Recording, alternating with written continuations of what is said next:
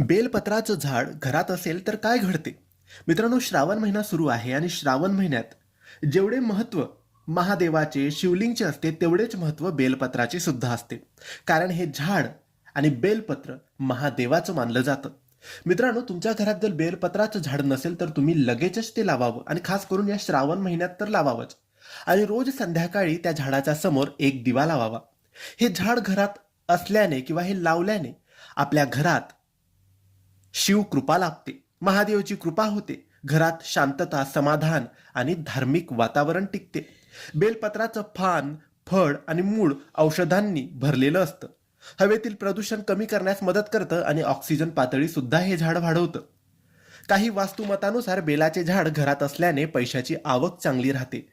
घरातील भांडण, वादविवाद, मतभेद कमी होतात. मित्रांनो, बेलपत्राने शिवपूजा केल्यास पूर्वजाचे दोष, पितृदोष